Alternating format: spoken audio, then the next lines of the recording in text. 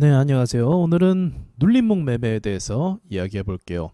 자, 차트적인 분석도 중요한데 먼저 어떤 게 또 중요하냐면 이게 상승할 거라는 전제가 굉장히 중요합니다. 그럼 상승 전제라는 건 무엇이 있을까요? 다름 아니라 이제 재료겠죠. 이 종목이 급등을 했잖아요. 그럼 급등을 하고 나서 보통 많은 사람들이 눌리는 걸 살짝 눌리든 깊게 눌리든 어쨌든 눌리는 걸 잡는 게 눌림목 매매잖아요. 그러면 어떤 종목은 눌렸다가 그냥 떨어지는 경우도 있어요. 근데 어떤 종목은 살짝만 눌렸다가 그냥 올라 버리는 경우도 있어요. 이런 경우는 이제 종합적이에요. 시장 흐름에 따라서 이렇게 될 수도 있고 또 이제 호가가 너무 약하면은 폭락이 자주 나와요. 그래서 호가 물량이 못 받아줘서 이런 상황이 나오는 걸 수도 있고 굉장히 다양한 요인이 적용이 되는 것이 눌림목 매매라는 거예요. 그래서 뭐가 중요하냐면 짧게 눌리든 깊게 눌리든 결국은 눌려도 오를 수 있는 확률의 종목을 가져가는 게 제일 중요한 거예요. 그럼 그런 종목은 어떤 종목이 있을까요? 제가 방금 전에 얘기했던 재료라는 거예요. 재료라는 게 단발성 재료가 있어요. 일회성이라고 이야기를 해볼게요.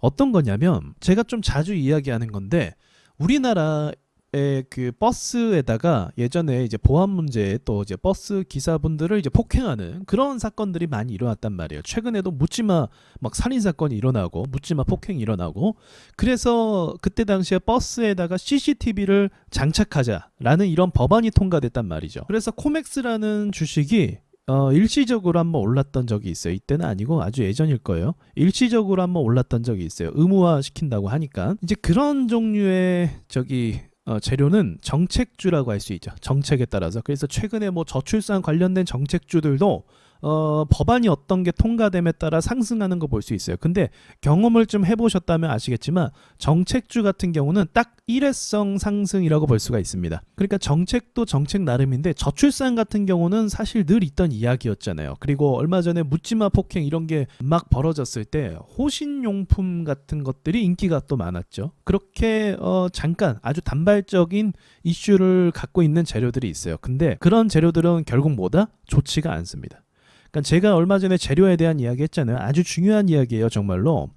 국내 이슈에 대해서는 재료를 받는 게 좀 약하다는 거죠. 그래서 가능하면 재료를 판단하실 때 국제적 이슈로 좀 보시는 게 제일 좋아요. 그러니까 최근으로 예시를 들면 구리값이 계속 오른다. 그리고 반도체가 좋다. 또 AI다. 그러면서 동시에 수급을 몰고 온다면 그런 종목은 반등이 잘 나올 수밖에 없겠죠. 자, 그리고 또 어떤 유형이 있냐면 상승이 전제돼야 되는 거잖아요. 상승하기가 어려운 주식이라는 게 있어요. 이게 무슨 말이냐면 자, 차트를 한번 보고 이야기해 볼게요. HLB가 지금 최악의 상황이긴 하지만 오를 때부터 막 사람들이 많이 사고 이슈가 있고 그랬잖아요. 이 종목이 HLB라는 주식이 시가총액이 적지가 않기 때문에 그리고 우리나라 바이오 종목 중에 좀 대표격이기도 하거든요. 사실 HLB 강성 주주분들이 굉장히 많아요. 아무튼 이런 주식이 오르는 게 쉽다 어렵다? 어렵다는 거죠. 이전의 흐름을 보면 답이 나오죠. 이전의 흐름을 보시면 임상이 통과돼도 3상이 통과돼도 주가가 이렇게 내려박습니다. 이게 오르기가 정말 힘든 거예요. 왜냐면 산 사람도 굉장히 많고 계속 물려 있는 사람도 많고 또 이 종목을 올리기 위해서는 세력들이 어마어마한 돈을 써줘야 되는데 그 타이밍이 잘 맞지 않는 거죠. 그래서 올리면 어떻게 돼요? 한번 올리면 타이밍상 그리고 세력들이 돈을 많이 쐈기 때문에 갈 수밖에 없는 거예요. 그래서 HLB도 제가 한번 종목 언급을 했었죠. 강한 종목이라고. 그래서 이 종목도 눌림목 매매가 잘 먹혔던 이유가 그런 거죠. 올리기 힘든 거예요. 재료는요. 재료는 당연히 좋죠. FDA에서 승인만 받으면 어마어마한 매출을 기대할 수 있기 때문에 재료는 당연히 좋았던 거죠. 그러니까 이런 유형이 또 있다고 보시면 돼요. 지금 상황에서 알테오젠이 또 그렇습니다. 알테오젠 역시도 시가총액이 굉장히 큰 주식이에요. 이 종목도 코스닥 150이면서 올리기가 힘든 주식이에요. 그런데 이만큼이나 올려버렸어요. 이렇게 올리고 나서 더 갈 수 있는 가능성이 있는 거죠. 근데 그 외에도 한미반도체 이런 것도 포함이 되긴 했어요. 이 종목도 보시면 시가총액이 적지 않은데 이 종목, 이 무거운 주식이 이렇게 호재를 받아서 다 재료가 있죠, 여러분. 그러니까 느낌이 좀 오시나요? 수급이 강한 거는 맞아요. 수급 보는 건 이제 어렵지 않기도 하잖아요. 거래대금 거래량을 보면 되니까. 근데 그런 게 있는 거예요. 야, 이거 정말 무거운 주식인데 이만큼이나 올랐어? 이게 쉬운 일이 아니거든요. 이런 주식이 이렇게 신고가를 만들면서 오르는 게 결코 쉬운 일이 아닌데 이렇게 상승을 했다. 그러면 뭔가를 더 하겠다라고 알 수가 있는 거죠. 그렇다고 해서 너무 고점에서 잡으면 안 되겠죠, 또. 자, 그래서 이건 이렇게 정리할 수 있을 것 같아요. 시총이 큰 주식. 우량주라고 볼 수 있는 거죠. 뭐 매출은 상관없어요. 사실은 시총이 중요한 거고. 그리고 역대급 이슈. 이 회사가 전에는 이런 이슈가 없었던 거예요. 그러면서 신고가를 가게 되는 거죠. 그렇죠? 신고가도 중요하겠죠. 그럴 때 이런 주식의 상승과 반등이 잘 나온다. 저PBR을 이야기했던 이유도 같은 맥락이라고 볼 수가 있죠. 기아 종목도 저PBR로 분류가 되기도 했었죠. 네, 이 종목 역시도 상승하고 나서 오르락 내리락 계속적으로 반복적으로 올랐던 이유가 그건 거죠. 기아라는 주식이 이게 우리나라 대표 자동차 종목 아닙니까? 근데 이 종목이 신고가를 가버렸어요, 여러분. 신고가를 가자마자 그냥 내려박아서 아무것도 안 해버린다?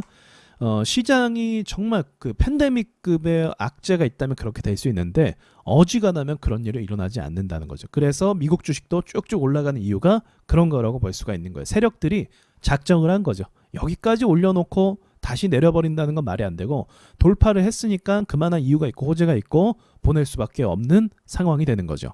그래서 이러한 전제가 돼야 돼요. 그렇다면 매수는 어떻게 해야 되는 걸까? 매수 전략이 사실은 굉장히 전 많다라고 생각을 해요. 일단 음봉 마감을 보고 종가에 사는 전략이 있고 그리고 이렇게 이슈가 있기 때문에 전날 단타 매물들이 막 붙는단 말이죠. 그래서 단타 매물들이 매물을 쏟아낼 때 이제 매도 물량으로 전환을 했을 때 단타 물량 말하는 거예요. 그럴 때 이제 내가 받는 전략도 있고 그리고 또 시장이 하필이면 미국장이 안 좋았어요. 그래서 하락한단 말이죠. 그럴 때 받는 방법도 있고 같은 맥락이죠. 어쨌든 싸게 받는 거니까 눌림목 매수가 되는 거죠. 또 우리가 많이 하는 매매, 지지선까지 기다리는 매매가 될 수도 있고 사실 전략은 굉장히 많습니다. 그런데 제가 왜 이런 전략보다도 먼저 이 전제, 상승하는 전제를 이야기한 이유가 뭐냐면 매수에 관한 전략은 여러분도 그렇고 저도 그렇고 사실은 자신만의 노하우가 있기도 해요. 주식을 좀 그래도 했다 싶으면은 여러 가지 기법적인 측면이나 뭐 보조지표나 이런 것들에 대한 이야기나 정보가 있을 거라고 저는 생각을 하거든요. 그래서 그 어떤 것이든지 그 기준에 맞춰서 이제 적용하시면 되는 거예요. 만약에 내가 원하는 자리에 안 왔다? 그건 보내주는 거죠, 항상. 내가 원하는 자리에서 사는 거, 그런 것도 중요한 거죠. 자, 이 외에도 사실 할 말은 굉장히 많지만요. 뭐 이거 사실 풀어서 얘기하면 한두 시간도 그냥 넘어가는 내용이기도 하죠. 근데 짧게 말씀을 드리면 먼저 가장 중요한 건 제가 생각했을 때 이 상승의 전제가 돼야 된다. 그러니까 반등이 나오는 거에 대한 확신이 있어야 돼요. 다만 그 위치와 타이밍만 내가 세밀하게 잡는 게 중요한 거지. 어쨌든 근데 오른다라는 확신이 있다면 탈출도 할 수 있고 물 타서 나올 수도 있고 평단 낮춰서 수익 볼 수도 있는 거거든요. 그래서 그런 관점으로 눌림목 매매를 연구하시는데 제가 앞서 말한 이 두 가지 정도만 딱 지키면 거의 반등이 나온다라고 봐요. 이번 달 중순 좀 지나서 제가 라이브로 강의를 한번 준비를 해서 한번 진행해 보도록 해보겠습니다. 일단은 제가 말하는 거에 대한 이 개념이 계속 쌓여야 돼요. 개념이 쌓여야 그 실력이 되거든요. 자, 여기까지 말씀드리고 마치도록 하겠습니다.